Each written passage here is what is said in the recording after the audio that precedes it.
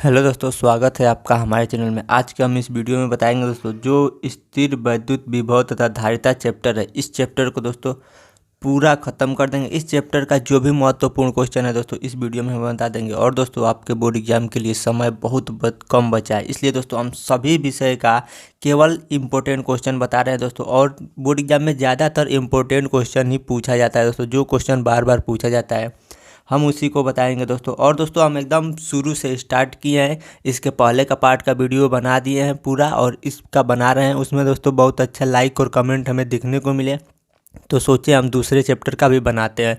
इस वीडियो पे भी दोस्तों अच्छे लाइक और प्यार मिलेगा तो हम आगे का सभी चैप्टर का वीडियो केवल इंपॉर्टेंट क्वेश्चन क्या दोस्तों पूरा इंपॉर्टेंट क्वेश्चन की तैयारियां करवा देंगे दोस्तों। और दोस्तों अगर आपने आज तक पढ़ाई नहीं किया है लेकिन थोड़ा बहुत पढ़ाई किया है, हमारे कहने का मतलब पढ़ाई नहीं किया इसका मतलब कुछ नहीं पढ़ा, लेकिन थोड़ा बहुत पढ़ाई किया है, हिंदी उन्दी पढ़ने आता है, तो आप बिल्कुल टेंशन मत लीजिए दोस्तों। आप बोर्ड एग्जाम के बहुत आसानी से तैयारी कर सकते हैं, आप पास हो सकते हैं। ऐसा नहीं बोल रहे हैं कि आप एक भी अक्षर पढ़े लिखे नहीं है और हमारे साथ आइए और टॉप कर जाइए, नहीं दोस्तों, टॉप नहीं करेंगे दोस्तों, लेकिन दोस्तों आप कुछ हद तक पास हो जाएंगे, कुछ हद तक अच्छा नंबर आएगा। और दोस्तों आप अगर पढ़े लिखे हैं ज़्यादा, अगर मान लीजिए आपको 60% तैयारियाँ है तो आप पक्का गारंटी के साथ अगर हमारे साथ जुड़ कर पढ़ते हैं तो 90 से ज़्यादा नंबर लाएंगे। लेकिन दोस्तों अगर आपका 10% तैयारियाँ है तो बस 60% से ज़्यादा नंबर नहीं ला पाएंगे दोस्तों। 60-65 अधिकतम मेहनत करेंगे बहुत ज़्यादा तो 70% तक नंबर आएगा, अगर 10% पढ़ाई किए हैं तो। और दोस्तों आप कुछ नहीं पढ़ाई किए हैं क्या दोस्तों, मान लीजिए आप कुछ नहीं पढ़ाई किए हैं तो आप बस पास हो सकते हैं, पास हो जाएंगे, बस फर्स्ट डिवीज़न से पास ही हो जाएंगे। इससे ज़्यादा एक भी नंबर नहीं आएगा दोस्तों अगर आपने आज तक पहले कुछ नहीं पढ़ा है दोस्तों। और दोस्तों हम यह नहीं बोल रहे हैं कि आप हमारे वीडियो को लाइक कीजिए, मत लाइक कीजिए, मत हमारे चैनल को सब्सक्राइब कीजिए, लेकिन दोस्तों आप प्लीज़ वीडियो पूरा देख लीजिए क्योंकि आपके बोर्ड एग्जाम में हेल्प मिलने वाला है दोस्तों। सबसे पहले हम इस चैप्टर का सभी महत्वपूर्ण क्वेश्चन दिखा देते हैं। देखिए यह प्रश्न आपके बोर्ड एग्जाम में कितना बार पूछा गया है, 2015, 16, 18। सबसे पहले हम क्वेश्चन दिखा दे रहे हैं, उसके बाद हम इसका सॉल्यूशन दिखाएंगे। ठीक, यह हो गया पहला प्रश्न। अब देखिए दूसरा प्रश्न क्या है। दूसरा प्रश्न है दोस्तों 2014 में पूछा है, 15, 16, 17, 18 और 20 में पूछा गया है। ठीक, अगला प्रश्न भी देखिए कितना बोर्ड एग्जाम के लिए बहुत महत्वपूर्ण है दोस्तों। देखिए यह भी प्रश्न आपके बोर्ड एग्जाम में कितना बार पूछा गया है, 2016, 17, 19, 20 और 23 में पूछा गया है क्या दोस्तों। यह सब महत्वपूर्ण क्वेश्चन, जो महत्वपूर्ण क्वेश्चन है सारा बताएंगे। अब देखिए अगला महत्वपूर्ण क्वेश्चन क्या है। अगला महत्वपूर्ण क्वेश्चन भी देखिए बोर्ड एग्जाम में कितना बार पूछा गया है, 2016, 17, 18, 19, 20, 22, 23 और 24 में पूछा गया। तो यह जितना भी महत्वपूर्ण क्वेश्चन है इस चैप्टर का वह सब महत्वपूर्ण क्वेश्चन बता देंगे दोस्तों। बिल्कुल आप टेंशन मत लीजिए, एक एक टॉपिक को आपको अच्छे से समझा दिया जाएगा, एक भी टेंशन लेने की ज़रूरत नहीं है दोस्तों। और दोस्तों आप कमेंट में भी बता सकते हैं कि आपको किस टॉपिक पे आगे का वीडियो चाहिए, तो हम उसके हिसाब से वीडियो बना देंगे दोस्तों। और दोस्तों अगर आप बोर्ड एग्जाम में अच्छा नंबर लाना चाहते हैं तो प्लीज़ वीडियो को ज़रूर देखिएगा। और दोस्तों आप बोर्ड एग्जाम नहीं देने वाले हैं तो इस वीडियो को मत देखिएगा, इस वीडियो को देखने से आपको कोई फ़ायदा नहीं होने वाला है अगर आप बोर्ड एग्जाम नहीं देने वाले हैं तो। लेकिन दोस्तों बोर्ड एग्जाम अगर आप देने वाले हैं, बोर्ड एग्जाम के लिए आप सीरियस हैं, मेहनत कर रहे हैं तो दोस्तों प्लीज़ इस वीडियो को पूरा ध्यान से अच्छे से ज़रूर देखिएगा। तो चलिए दोस्तों हम शुरू करते हैं। देखिए बोर्ड एग्जाम में आपसे प्रश्न कैसे पूछेगा। बोर्ड एग्जाम में आपसे प्रश्न पूछेगा दोस्तों कि सिद्ध कीजिए कि निरक्षीय स्थिति में किसी बिंदु पर वैद्युत द्विध्रुव द्वारा वैद्युत विभव शून्य होगा। क्या सिद्ध करना है दोस्तों कि किसी बिंदु पर, क्या दोस्तों मान लीजिए वैद्युत द्विध्रुव किसे कहते हैं, सबसे पहले यह समझिए। हम यहाँ पे चित्र के माध्यम से आपको समझा दे रहे हैं। देखिए द्विध्रुव दो बिंदु रहेगा यहाँ पे और यहाँ पे, एक पे प्लस आवेश रहेगा और एक पे माइनस क्यू आवेश रहेगा। तो इन दोनों को कुछ दूरी पर जब रख देंगे तो इसी को क्या कहेंगे दोस्तों, वैद्युत द्विध्रुव। तो हमें क्या करना है दोस्तों, देखिए इसमें क्या दिया है, सिद्ध कीजिए कि निरक्षीय स्थिति में या द्विध्रुव हो गया। अब इधर जाएंगे तो अक्ष का आएगा और इधर जाएंगे तो अक्ष का आएगा, लेकिन जब इसके ऊपर जाएंगे तो निरक्ष का आएगा। तो यहाँ पे क्या है दोस्तों, निरक्षीय स्थिति में यानी इस बिंदु पर, यानी यहाँ पे बिंदु क्या मान लेंगे यहाँ पे क्या है, बिंदु P मान लेंगे, बिंदु P है, यानी इस बिंदु पर वैद्युत द्विध्रुव द्वारा, यह क्या है, वैद्युत द्विध्रुव हो गया, तो इसके द्वारा इस बिंदु पर वैद्युत विभव शून्य होगा। क्या सिद्ध करना है कि जो यह बिंदु P है इस बिंदु पर यह वैद्युत द्विध्रुव द्वारा, इन दोनों वैद्युत द्विध्रुवों के द्वारा वैद्युत विभव क्या होगा, शून्य होगा। तो ऐसे हम यहाँ पे चिन्ह खा देंगे, ऐसे यहाँ पे। और देखिए यही चित्र हम यहाँ पे बनाए हैं। इसको मान लेंगे ए, ध्यान से समझ लीजिए, इसको ए, इसको बी और इसको पी है तो पी। देखिए ए बी पी है तो पी, और यह बीच की जो दूरी है इसको क्या मान लेंगे, आर। इतना समझ में आ गया दोस्तों। तो यह चित्र है, यही है। तो यहाँ पे देखिए लिखा गया है माना वैद्युत द्विध्रुव ए बी है। यह यहाँ से यहाँ तक क्या है, वैद्युत द्विध्रुव ए बी है। तो यह प्लस क्यू आवेश है, यहाँ पे माइनस क्यू आवेश है। तो जब विपरीत आवेश रहेगा तो क्या मान लेंगे दोस्तों कि यह वैद्युत द्विध्रुव है। तो यह वैद्युत द्विध्रुव के कारण इसके निरक्ष, यहाँ पे निरक्ष का आएगा, इसके ऊपर क्या कहेंगे हम लोग, निरक्ष। तो यहाँ पे निरक्ष में बिंदु क्या है, पी है। तो इस बिंदु पी पर क्या ज्ञात करना है, वैद्युत विभव ज्ञात करना है। यही बिंदु पी पर वैद्युत विभव ज्ञात करना है। और ज्ञात करके हमको क्या दिखाना है कि वैद्युत विभव शून्य हो गया। यही सब हमें सिद्ध करना है। तो चलिए देखिए हम सिद्ध करते हैं। तो सबसे पहले क्या करेंगे, प्लस क्यू के कारण बिंदु पी पर विद्युत विभव निकालेंगे। उसके बाद माइनस क्यू, यहाँ पे क्या है, माइनस क्यू है ना, तो माइनस क्यू के कारण बिंदु पी पर वैद्युत विभव निकालेंगे। तो ऐसे वैद्युत विभव क्या करेंगे हम लोग, निकाल लेंगे, तो सिद्ध करेंगे। तो देखिए सबसे पहले यह प्लस क्यू के कारण बिंदु पी पर वैद्युत विभव। तो देखिए यहाँ पे लिखे गए हैं प्लस क्यू के कारण बिंदु पी पर वैद्युत विभव। तो प्लस क्यू के कारण बिंदु पी पर वैद्युत विभव।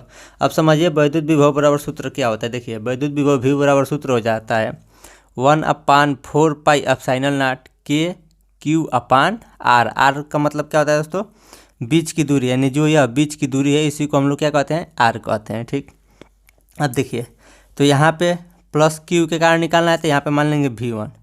तो V1 बराबर सूत्र क्या हो जाएगा दोस्तों, 1/4 पाई एप्सिलॉन नॉट के, उसके बाद Q, तो प्लस Q है तो नहीं लिखेंगे, माइनस Q होता तो लिखते, क्योंकि प्लस को लिखे या ना लिखे कोई फर्क नहीं पड़ेगा। तो यहाँ पे हो गया प्लस Q, और R क्या होता है, बीच की दूरी। तो किसकी बीच की दूरी, आवेश और बिंदु की बीच की दूरी। तो बीच की दूरी क्या है दोस्तों, A और P। देखिए लिखा है ना, यहाँ से यहाँ के बीच की दूरी क्या है, A और P हम लोग मान लेंगे। तो यहाँ पे A और P मान लेंगे, इसको क्या कर देंगे, मान लेंगे समीकरण नंबर 1। यह क्या है दोस्तों, समीकरण नंबर 1। तो प्लस क्यू के कारण बिंदु P पर वैद्युत विभव निकालिए। अब हम लोग क्या करेंगे, माइनस क्यू के कारण बिंदु P पर वैद्युत विभव निकालेंगे। तो देखिए यहाँ पे नीचे लिखे हैं माइनस क्यू के कारण बिंदु P पर वैद्युत विभव। क्या दोस्तों, जो यह माइनस क्यू है, इस क्यू के कारण इस बिंदु P पर वैद्युत विभव।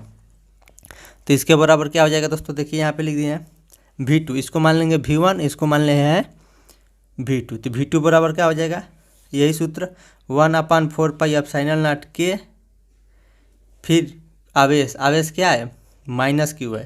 तो यहाँ पे माइनस लिखेंगे, प्लस यहाँ पे था तो नहीं लिखे, क्योंकि प्लस को लिखे या ना लिखे कोई फर्क नहीं पड़ेगा, लेकिन माइनस को लिखेंगे। और बट्टे में क्या होता है, दूरी। तो दूरी यहाँ का क्या है दोस्तों, BP। बीच की दूरी क्या है दोस्तों, B और P। तो यहाँ पे यही चीज़ हो गया। अब देखिए यहाँ पे केवल क्या किए हैं, V2 है तो यहाँ पे V2 लिख दिए हैं, फिर माइनस यहाँ पे है तो इसको यहाँ पे माइनस पहले लिख दिए हैं, बाकी सेम उतार दिए हैं। 1/4 पाई एप्सिलॉन नॉट के इंटू है तो इंटू Q/BP है तो Q/BP लिख दिए, और इसको मान लिया समीकरण नंबर 2। अब हम लोग क्या किए हैं दोस्तों, ध्यान समझिए। अब किए हैं समीकरण 1 व 2 से, यह है समीकरण 1 और यह है समीकरण 1 और यह है समीकरण 2। समीकरण 1 व 2 से कुल विभव निकालेंगे। तो कुल विभव निकालने के लिए दोस्तों इन दोनों को जोड़ देंगे, V1 में V2 को जोड़ देंगे, तो तभी तो कुल निकल जाएगा। सबसे पहले देखिए प्लस क्यू के कारण बिंदु P पर वैद्युत विभव निकाले हैं, तो इतना आया है। ठीक, फिर माइनस क्यू के कारण बिंदु P पर वैद्युत विभव निकाले हैं, तो इतना आया है। तो दोनों को निकालने के लिए क्या करेंगे, दोनों को आपस में जोड़ देंगे। तो देखिए यहाँ पे लिखे हैं कुल विभव। तो कुल विभव कितना हो जाएगा दोस्तों, दोनों को जोड़ देंगे, V1 अब प्लस V2, यानी दोनों को जोड़ दिए। तो V1 का मान यहाँ पे इतना निकला है और V2 का मान यह है। इन दोनों को आपस में क्या करेंगे दोस्तों, जोड़ देंगे। तो देखिए यह V1 का मान यहाँ पे रख देंगे। तो देखिए V1 बराबर क्या है, यहाँ पे है ना, V1 बराबर 1/4 पाई एप्सिलॉन नॉट के Q/AP। तो देखिए वही चीज़ लिख दिया है 1/4 पाई एप्सिलॉन नॉट के Q/AP। सेम चीज़ यहाँ पे लिख दिया। फिर प्लस है तो प्लस लिखे हैं, फिर क्या V2 का मान कितना है दोस्तों, माइनस है तो देखिए यहाँ पे माइनस लिख दिए हैं। 1/4 पाई एप्सिलॉन नॉट के है तो 1/4 पाई एप्सिलॉन नॉट के। उसके बाद क्या है दोस्तों, क्यू अपन बी पी, तो क्यू अपन बी पी लिख दिए हैं। अब देखिए क्या किए हैं दोस्तों, इसको सेम उतार दिए हैं, फिर इसको यहाँ पे लिख दिए 1/4πε0 के है तो ये भी लिख दिए हैं, फिर क्यू अपन ए पी है तो क्यू अपन ए पी ये भी लिख दिए। अब देखिए यहाँ पे क्या होगा, यहाँ पे माइनस है, यहाँ पे प्लस है, तो प्लस का माइनस में गुणा होगा तो क्या हो जाएगा दोस्तों, माइनस हो जाएगा। तो यहाँ पे लिख दिए माइनस, फिर 1/4πε0 के है तो 1/4πε0 के लिख दिए हैं, फिर बीच में इंटू है तो इंटू लिख दिए। अब देखिए यहाँ पे एक कंडीशन क्या है, यह दोनों दूरी आपस में क्या है, बराबर है। जितना ए पी है उतना ही बी पी है, तो हम लोग ए पी की जगह पर क्या लिख सकते हैं, बी पी लिख सकते हैं। तो देखिए यहाँ पे लिखे हैं ना, ए पी और बी पी बराबर है, तो बी पी की जगह पर हम लोग क्या लिख देंगे, ए पी, या यह ए पी की जगह पर हम लोग बी पी लिख सकते हैं, क्योंकि दोनों बराबर है। तो इसके जगह पर बी पी लिख दें या इसके जगह पर ए पी लिख दें, कोई दिक्कत नहीं है। तो इसके जगह पर हम लोग क्या लिखे हैं, ए पी लिख दिए हैं। तो अब देखिए क्या होगा, यहाँ पे भी जितना है उतना ही यहाँ पे है, बीच में माइनस है तो माइनस कट जाएगा, क्योंकि दोस्तों देखिए जब 5 - 5 रहता है तो कट के 0 हो जाता है। जब दोनों सेम रहता है, जैसे 10 - 10 है तो भी 0 हो जाएगा, क्योंकि यह दोनों सेम है और बीच में माइनस है तो 0 हो जाता है। वही चीज़ यहाँ पे भी देखिए, यहाँ पे भी क्या है, 1/4πε0 के क्यू अपन ए पी, फिर यहाँ पे क्या है, माइनस है, माइनस 1/4πε0 के into Q upon A P. आपको समझ में आया, यह ए पी कहाँ से आया, यह बी पी है, लेकिन ए पी इसलिए लिखे हैं कि दोनों बराबर है, तो बी पी की जगह पर हम लोग ए पी लिख सकते हैं। तो यह दोनों क्या हो गया, आपस में बराबर, यह दोनों कट के क्या हो जाएगा, 0, तो भी बराबर 0 हो गया। अतः वैद्युत विभव शून्य होगा, और यही हमें क्या सिद्ध करना था कि वैद्युत विभव शून्य होगा। तो दोस्तों सिद्ध हो गया। अब हम लोग चलते हैं अगला प्रश्न पे। अगला प्रश्न भी आपके बोर्ड एग्जाम के लिए बहुत महत्वपूर्ण है दोस्तों, इसको भी ध्यान से देखिएगा। देखिए प्रश्न क्या है, प्रश्न है दोस्तों, देखिए सबसे पहले यह देख लीजिए कि यह प्रश्न आपके बोर्ड एग्जाम में कितना बार पूछा गया है। तो देखिए यह 2014 में पूछा गया, 2015, 2016, 2017, 2018 और 2020 में पूछा गया है। यह क्वेश्चन आपके बोर्ड एग्जाम में क्या दोस्तों बार बार पूछा जाता है, तो इसको भी ध्यान से समझिएगा। देखिए प्रश्न है दोस्तों, वैद्युत द्विध्रुव को परिभाषित कीजिए। तो सबसे पहले हम आपको अभी बताए हैं वैद्युत द्विध्रुव किसे कहते हैं, अभी हम आपको समझा भी देंगे फिर से दोबारा। उसके बाद है किसी वैद्युत द्विध्रुव की अक्षीय स्थिति। अब इसको भी ध्यान से चित्र के माध्यम से समझिए, शुरू से समझते चलिए प्रश्न कैसे है तो आपको समझ में आएगा। सबसे पहले हम वैद्युत द्विध्रुव आपको बना ले रहे हैं। यहाँ पे एक प्लस क्यू आवेश रहता है और यहाँ पे माइनस क्यू आवेश, इसी को हम लोग क्या कहते हैं, वैद्युत द्विध्रुव कहते हैं। तो यह क्या होगा दोस्तों, वैद्युत द्विध्रुव, एक प्लस आवेश और एक माइनस आवेश। देखिए प्रश्न में क्या कह रहा है, वैद्युत द्विध्रुव की परिभाषित कीजिए। तो अभी हम परिभाषा लिखकर आपको समझा देंगे।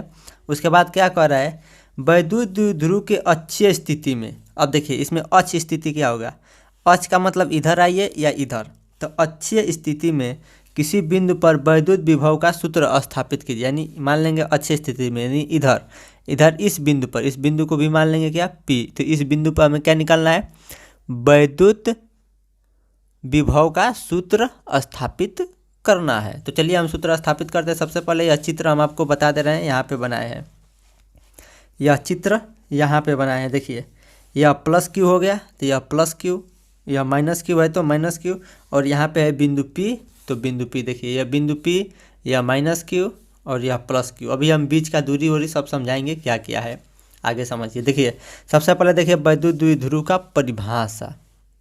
परिभाषा देखिए दोस्तों, कम दूरी पर स्थित दो बराबर तथा विपरीत आवेश। देखिए कम दूरी पर यह स्थित है और दो बराबर भी आवेश है। देखिए यहाँ पे भी क्यू है, यहाँ पे भी क्यू है, लेकिन क्या होना चाहिए, दो बराबर तथा विपरीत आवेश। विपरीत आवेश यानी एक प्लस तो एक माइनस, तो विपरीत आवेश है को वैद्युत द्विध्रुव कहते हैं। क्या दोस्तों, कम दूरी पर स्थित या कम दूरी पर स्थित दो बराबर है तथा विपरीत आवेश को वैद्युत द्विध्रुव कहते हैं। तो यह हो गया वैद्युत द्विध्रुव का परिभाषा।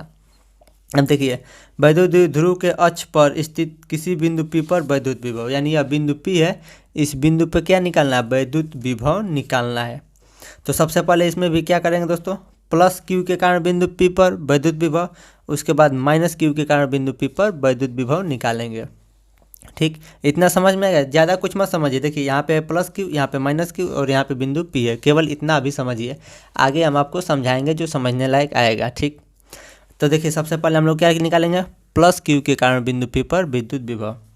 तो देखिए यहाँ पे लिख दिए हैं प्लस क्यू के कारण बिंदु पी पर वैद्युत विभव। तो वैद्युत विभव बराबर सूत्र हम आपको बताएं, V1 बराबर 1/4πε0 के और क्यू जो आवेश रहता है यह, और उसके बाद क्या दोस्तों, बट्टे दूरी। देखिए यहाँ पे लिखा भी है V बराबर क्या होता है 1/4πε0 फिर क्यू बट्टे दूरी। तो देखिए दूरी क्या है, अब देखिए दूरी को ध्यान समझिए। इतना दूरी को हम लोग क्या माने हैं A, और इतना दूरी को A मान लिया है। ठीक, इतना समझ में आ गया। और इतना दूरी को हम लोग माने हैं R।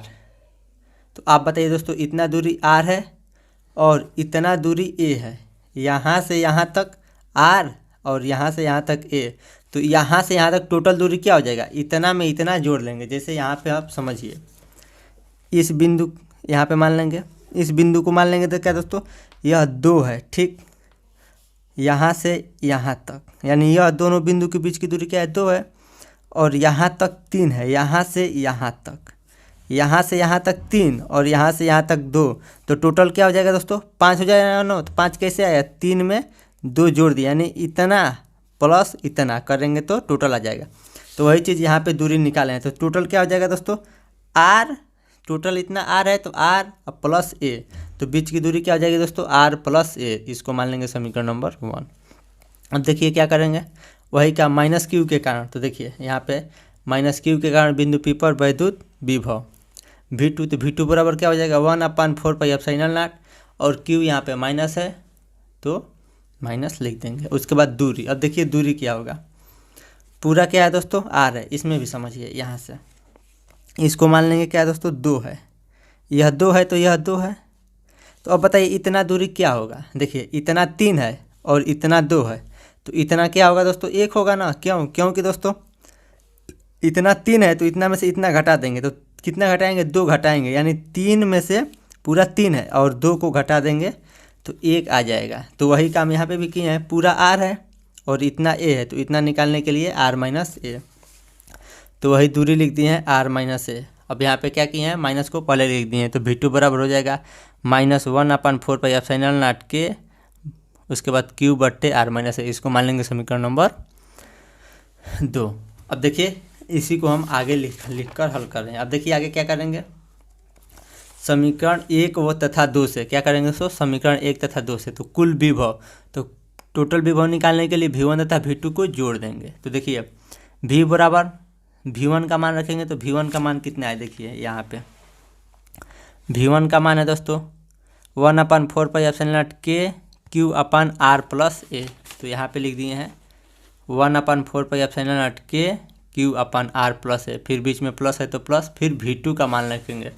तो V2 का मान कितना है, देखिए यहाँ पे V2 का मान -1/4πε0 के Q/R माइनस A। यहाँ पे क्या है दोस्तों, R माइनस A है, तो यहाँ पे लिख देंगे ये चीज़। देखिए -1/4πε0 के, उसके बाद Q/R माइनस A लिख देंगे। अब यहाँ से इसको दोस्तों हम लोग हल करते हुए आगे बढ़ेंगे। देखिए इतना हो गया, उसके बाद यह भी है तो भी, उसके बाद सेम चीज़ यही यहाँ पे उतार दिए हैं 1/4πε0 के है तो के 1/4πε0 के इंटू Q/R प्लस A, फिर प्लस का माइनस में गुणा करेंगे तो यहाँ पे हो जाएगा -1/4πε0 के, उसके बाद Q/R माइनस A। तो यही चीज़ यहाँ पे हम लिख दिए हैं, केवल प्लस का माइनस में गुणा करेंगे तो यहाँ पे माइनस हो जाएगा। ठीक, अब देखिए क्या किए हैं, इन दोनों को ध्यान से देखिए, एक यहाँ पे है और एक यहाँ पे है, तो दोनों में क्या कॉमन है, 1/4πε0 के यहाँ पे भी है, 1/4πε0 के यहाँ पे भी है।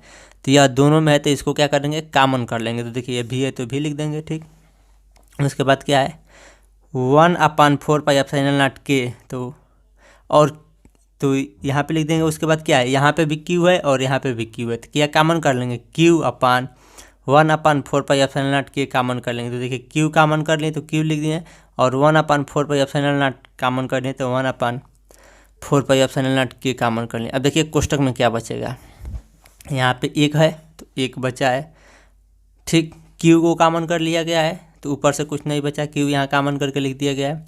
फिर देखिए 1/4 के को कॉमन कर लिया गया है, नीचे क्या बच गया आर प्लस ए, फिर माइनस है तो माइनस, 1 है तो 1 लिखा गया, क्यू को क्या किया गया है कॉमन करके यहाँ पे लिखा गया है, फिर 1/4 के, तो यहाँ पे भी 1/4 के यानी बाहर लिखा गया है, तो बच क्या गया आर माइनस ए, तो यहाँ पे आर माइनस ए लिख दिया गया है। ठीक, अब आगे देखिए भी बराबर इसको यहाँ पे उतार दिए हैं Q/4πε0 के। अब देखिए कोष्टक में क्या करेंगे, इसको एलसीएम के रूल से लगाएंगे, लॉसा मसा आप पढ़े होंगे, तो इसका इसमें गुणा होता है और इसका इसमें गुणा होता है। तो देखिए एक का इसमें गुणा होगा तो आर माइनस ए, तो आर माइनस ए, फिर माइनस है तो माइनस, फिर इसका इसमें तो आर प्लस ए है तो आर प्लस ए, कोष्टक बंद। अब देखिए भी बराबर क्या हो जाएगा Q/4πε0 के, कोष्टक में देखिए आप अब यह सब कोष्टक हटा देंगे, आर है तो आर, माइनस ए है तो माइनस ए। अब देखिए यहाँ पे माइनस है ना, तो अंदर का सारा चिन्ह बदल जाएगा। देखिए यहाँ पे कुछ नहीं है, आर का पहले से तो क्या है प्लस है, तो जब प्लस का माइनस में गुणा होगा तो माइनस, आर है तो आर। अब देखिए यहाँ पे प्लस है, फिर माइनस का प्लस में गुणा होगा तो यहाँ पे क्या हो जाएगा माइनस, ए है तो ए, कोष्टक बंद।